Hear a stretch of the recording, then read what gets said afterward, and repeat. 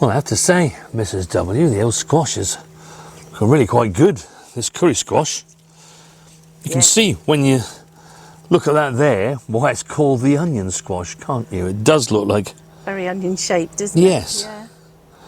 Yes. It's actually starting to get some orange at the tip. And they do go a typically orange colour when they are ready to be harvested.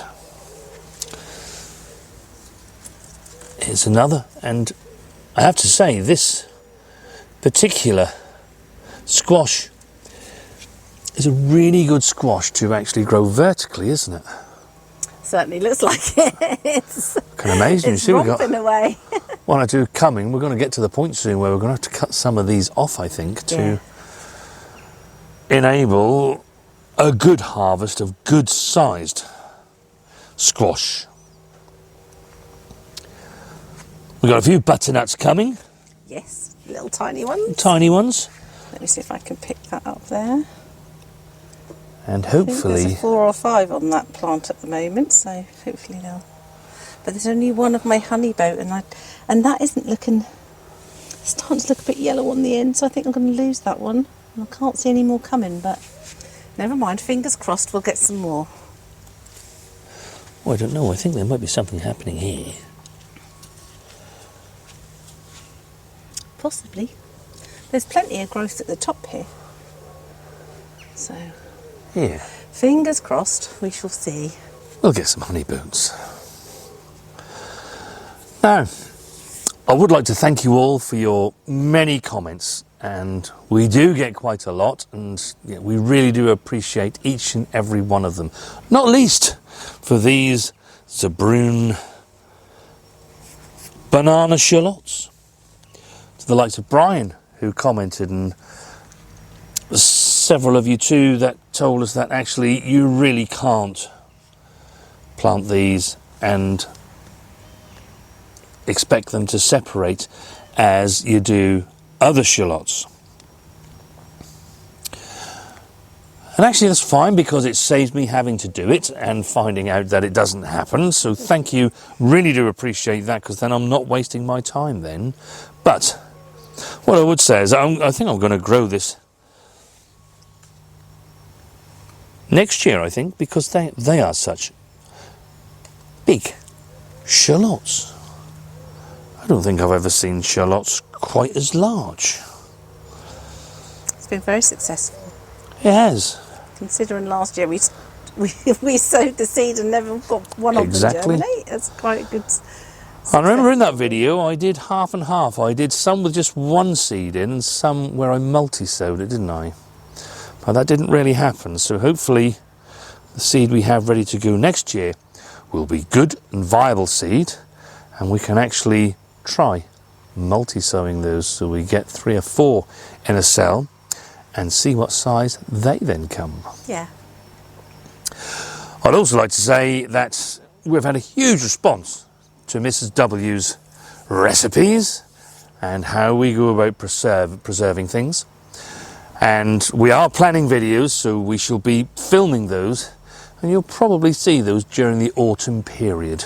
We're going to try and see if we can get a bank of them together and then release them in between the videos that we actually do out here in the garden. Because this time of the year, we do need to transition the garden from summer harvests to plants that are going to give us food for late autumn and winter. We already have plants on the ground that will give us food for September, food for October. And of course, we still have much to eat now as we approach the end of July. But we do need to address the balance of that transition so that we do have something to eat later on this year and indeed into 2024. So in today's video, that's exactly what we'll be doing. We're going to be looking at planting out our purple sprouting broccoli. We have the next beetroots to put out. They were sown last month, but they're now ready to go out. So we have beetroot for later on in the year. We also have turnips to put out, don't we, Mrs. W? We do. And Yes. we're also going to take a good look at the greenhouse to see how that's getting on. Because unlike a lot of you, our plants went in quite late. So let's see how they're doing.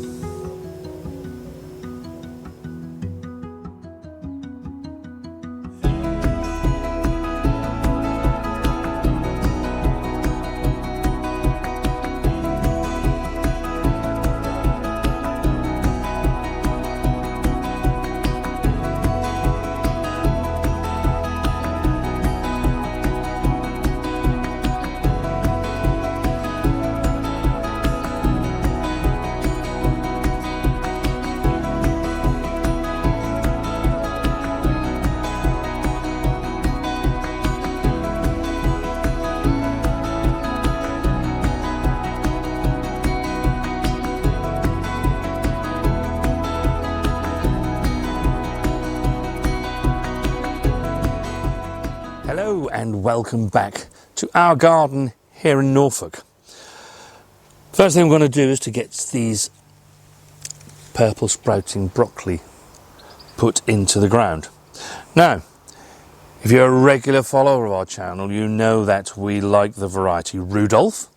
It comes early, so we tend to start getting a harvest towards the back part of December and into January and February. We also, for the first time last year, grew the variety Claret, after hearing much about it, and that was really successful. There was such a harvest we got from that, wasn't it? Yes, yeah. So we're going to grow that again. And they are going to go in here. You can probably see that I've put a dressing of compost on the top here. That's because this particular bed 1 in plot 1, it actually never received any last November because we had other plants in here. Whereas you can see the darkness of the soil beyond into the next 2 beds, they actually did get a dressing of compost. So I'll put this down now, and that should help these plants to get well established. Now, when it comes to purple sprouting broccoli, I like to give them room. So a minimum of 2 feet between each plant. We need to squeeze in as many as we can. So we have actually dibbed the holes at 2 feet intervals. So let's get these planted.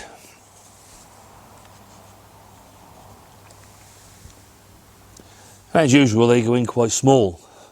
I know we do get many comments about, do your plants survive? Yes, they do. And they don't need to be a foot tall before they go in the ground. They're perfectly happy just like this. And if you look at the plants over there in plot 3, they went in every bit as small as these modules did, and you can see just how they're getting on.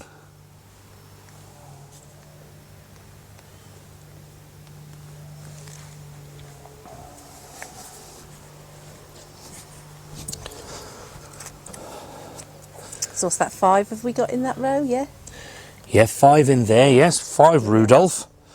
Now for the Claret.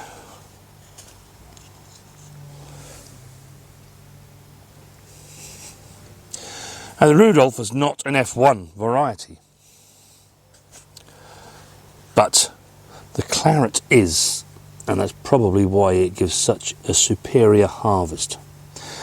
And the thing with the Claret is it starts to become ready somewhere between mid-April to late April and through May. And of course we all know that May is when the hungry gap arrives. So it does give you valuable harvests at that time of the year.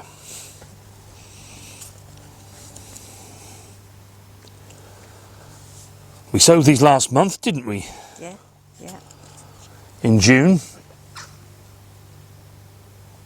And Now that the onions have been harvested from this bed, of course it frees up the space ready for these plants to go in. Now, I got one or two comments from people saying about the blue hoops and the netting that goes over. And of course I always think to myself, I just do them and, you know, it's done. However, I've had one or two people say, what is the length of the piping that you put over a 4-foot bed? So we shall actually make a video in the coming weeks and we'll show you exactly everything that we do to make these cloches. We tend to garden in 4-foot beds, so these plots are 12 by 14 feet, and we break them up and break them down into 4-foot beds. So hopefully then we can give you the definitive length of the hoop to get it the right height in order that you can protect your crops. So do look out for that video. We shall do that in the coming weeks, and then we'll get that out there so that you know exactly what you're doing. Now, it's been quite wet here in Norfolk over the last week, so we haven't really needed to worry about pre-watering the holes. It's still quite damp down there. And when I say rain, we've had some rain. So all I'm going to do is give this a bit of water to settle them in. And if you remember when we did our watering tips video, we said that if the weather was really dry and we hadn't had any rain, that we would pre-water the holes.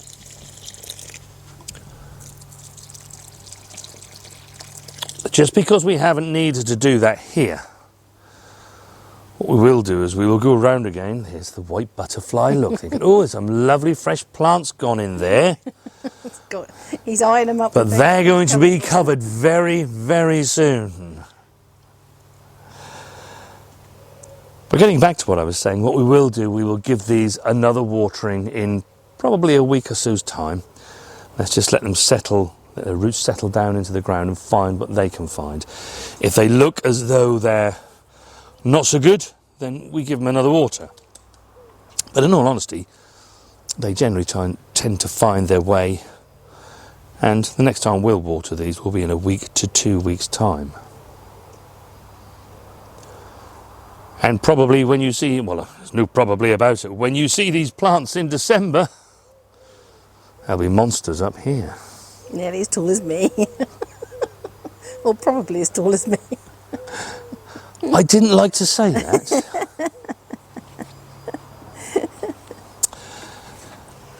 Now, on this side of the garden, the sun's been hitting it quite a bit and the soil is quite dry.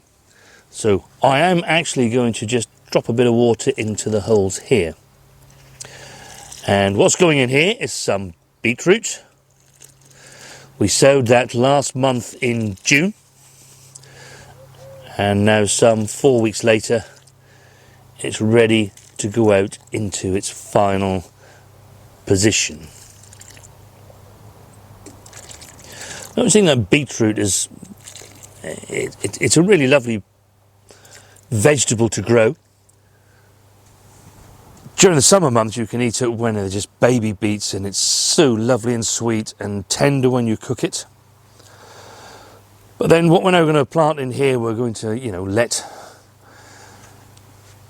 get quite large, because then we can store that and it gives us food through the late winter and into the following year. And beetroots really do keep quite well. And just as the same as we did earlier in the year, these are multi-sown. They were multi-sown by Mrs. W. So there could be 4, there could be 6, there could be 10. Depending on whether I had my glasses on at the time. But whatever, beetroot really do... We've even got a bean in I here, know. Mrs. W. What's going on It's here? a French bean.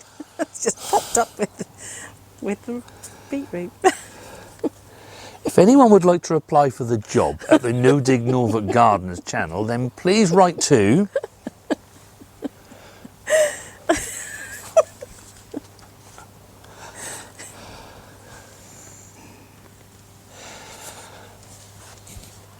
And of course, what we will do is that as the largest ones become available, we harvest them. You know, I'd never noticed this before, Mrs. W, that, you know, you always associate roots being quite white, don't you? But look, they've even got red roots. Pinky red, yeah. So that must be where the beetroot is going to form. Brilliant.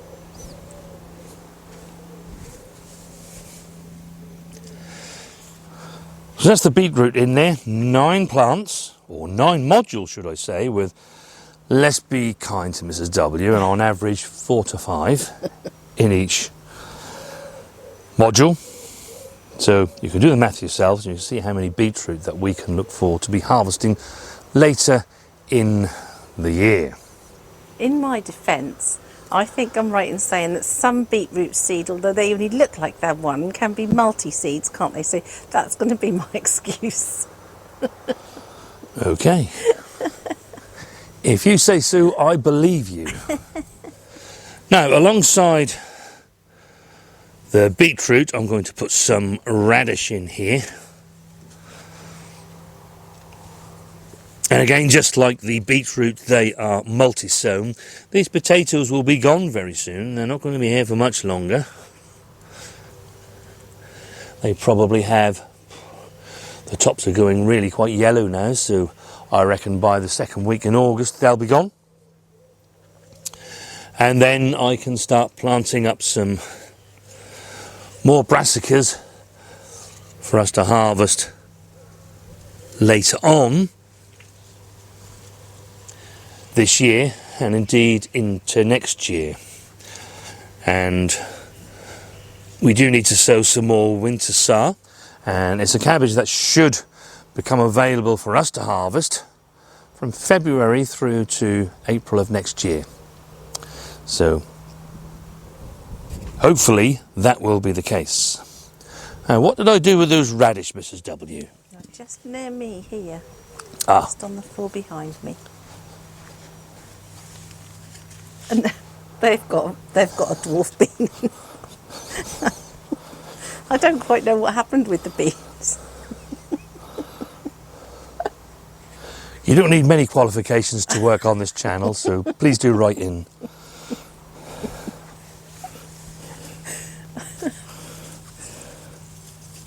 However, we do have some lovely radishes, and we do still like a radish, and we still want to be eating radishes in 5 or 6 weeks' time, which is when these will be ready for harvest. We've already started on the ones that we interplanted with the brassicas in plot 3. These are a different variety for us this year, aren't they? These are Scarlet Globe, and they've been getting massive. I'm quite surprised at how big. They look like a little turnip, like a red turnip. Yeah, they do, don't they? Yeah. You can Well, I see haven't given up on the French breakfast because I do like the French Okay. breakfast. You can see actually when you now pick up that tray, they are desperate to get out. Look at the roots underneath there. Well, it's like we always say to people, you know, always be having plants ready, so that when the spaces become available, you actually can get them out. That's all that really matters. Is if they get a little bit larger than you would ideally want, well, doesn't matter too much. But if you've got nothing to put in, that really is a tragedy.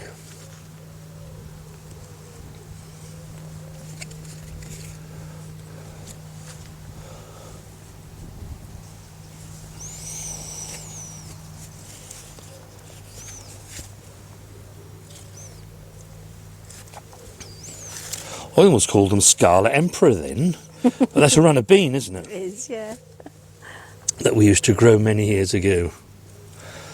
Scarlet Globe. Yes.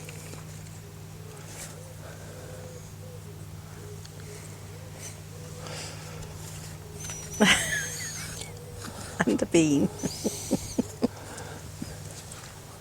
And a bean. So we're going to get the next lot of calabrese in. It's our old favourite marathon.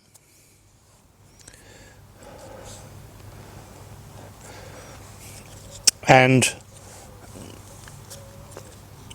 whatever brassica you're planting, regardless whether it's calabrese or cabbage or cauliflower, you just want to make sure that they're really well firmed in. We don't need to worry too much about that because, being no dig, we haven't disturbed our soil, so it remains firm. But if you dig, then it's probably worth you treading the land just so that it does get firm. And what it will mean is that, like with the calabrese, you'll get nice tight heads. With things like the sprouts, you'll get nice tight sprouts instead of those that are blowing.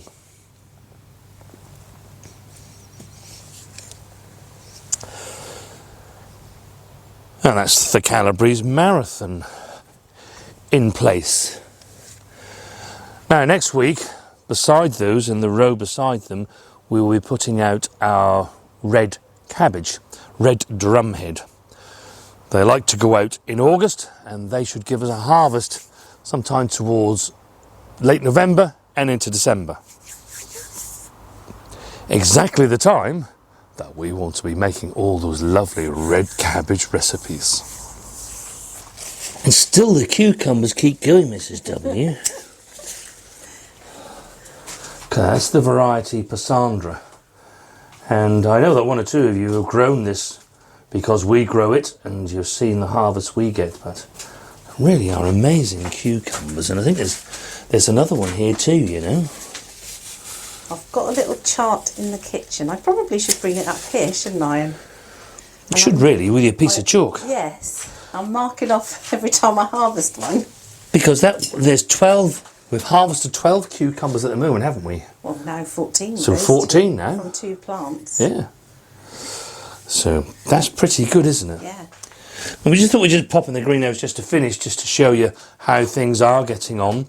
And yeah, looking really good. If you remember, we overwintered our chilli plants and pepper plants on this side. And we've already had harvest of peppers. It's looking lovely, isn't it? Yeah, this one is ready. Still more flowers coming, so yeah. We're very hopeful to get more. You can see on this plant here, well, there are many, many peppers. And we've got a lot of chilies coming too. Yeah, I like the fact we've got plenty of chilies coming. That's really quite good. And also we have our aubergines now starting to There it is. form. This is Money Maker. There's another one here, Yeah. which is a bit more advanced. I don't know if I can see that your hand's in the way. That's better. Lovely. Yeah. Yeah, brilliant. So it won't be long before I can enjoy the lovely taste of aubergines again. And then we got this new variety that we bought. That was just a one-off, wasn't it? Yeah. Violet Night. Only because we wanted to try a different variety and see what it tastes like, what it, you know, how it is. We've got plenty of flowers coming on here. There's no aubergines on it yet, but the flowers are there, so it shouldn't be too long. I know there's lots of bees dancing around there. Different flower. Yeah, not quite as dark. No. It's a bit paler, sort of mauve purple, isn't it? Yes, yeah. And on this side you can see the peppers that we sowed this year. Of course, we don't actually have any peppers on them at the moment. Oh, I think there is on that one. This one here, there's a green one underneath, look. There it is. Yeah. There he is. So that's the first pepper to come. Yes. But we've been harvesting peppers on off the overwintering ones for the last couple of months, haven't we? Yes. Whereas these have now taken really until now to get going. There's lots of flowers on the way, so quite hopeful for... They look nice healthy plants, don't they? Yeah, they do. That's good. They do indeed. And you can see the tomatoes, they're running across the back. We have plenty of tomatoes on the way. Even the San Marzano, they're there. Yeah. So we just need some slightly warmer weather now just to help them ripen and go red. And that's probably the biggest thing that we're facing here, which is unusual for us because we're normally the dry side of the country in the UK, on the east coast. But not so this year. We have had actually plenty of rain, quite cool temperatures. I mean, today has only got to about 16 degrees, which is, you know, when you contrast that with last year, we had temperatures in the mid-20s. And then, of course, when we got to mid-August and all the way through to the beginning of October, we had those very high temperatures where we were in the 30s and indeed touched 40 degrees. Now, there is a rumour going around that we might be seeing temperatures like that through August, and there's a heat wave on the way. So we shall see. We shall see, and we shall act accordingly as to what we do with our plants. So do stay tuned, because things could change very rapidly indeed. I can't think who left me a comment, but somebody was saying about how, you know, by planting out your runner beans slightly later, you've got all those lovely ladybirds that can help eat the black fly and the green fly. And actually, you're really right. Myself and Mrs. W were actually looking at those plants the other day, and we had so many ladybirds in the garden, didn't we? We've both commented we have a lot of ladybirds this year. So many. In fact, there was one just on that. Yeah, there was just on that aubergine plant there, wasn't there? There's one just yeah. There. And there's one on this one over here as well. We seem to have quite a few, which is a very good thing. Oh, They're yes. very welcome in our garden. Oh, yes. Oh, yes, they most certainly are. So, I know it does seem a bit strange that we've only just planted our runner beans and our French beans, but that's just the way the season panned out. And it's so important that you can remain flexible. Don't get flustered. You know, clearly you can't be planting your runner beans and your French beans in October. That's going to be far too late. But, you know, within a few weeks, you have to keep an eye on the weather conditions and be guided by that, really. And sometimes, like in our case, with the peas, where they didn't want to germinate, you know, it's so late. Normally we sow our peas beginning of March, and I've got them out in the ground by the sort of mid to late March. This year, late April, before we had anything of any note from the sowing to be able to put into the ground. Hence why our runner beans and French beans are that much later. But they don't like the cool conditions, so if I actually had have planted them out 4 or 5 weeks ago, they probably wouldn't have looked much different to how they look now. Because they really don't like the cold winds, and we have had some really cold winds that have been whipping across the garden. They'll just sit there and sulk. Hopefully, this time of the year, we're going to get some nice warm temperatures, and they will climb over that arch, and it won't be long before we shall be showing you a harvest of our runner beans and French beans. Now, talking about harvest, Mrs. W, I need to get some Charlotte potatoes, a few carrots, and a few turnips. We got something to cook. We have. Do leave us your comments down below. Let us know how you're getting on. Are you transitioning your garden? And have you got things in ready for you to be able to eat later on this year and indeed into 2024? Let us know how your greenhouse is getting on. We do so love hearing your comments. And if you're not already subscribed and you would like to, then please do hit that button down below and turn on all your notifications so that you will be alerted as and when we upload a video. We would love you to follow our journey through the gardening year here on our No Dig Garden in Norfolk. Now, I do wish you a really good gardening week, and we shall see you on the next one.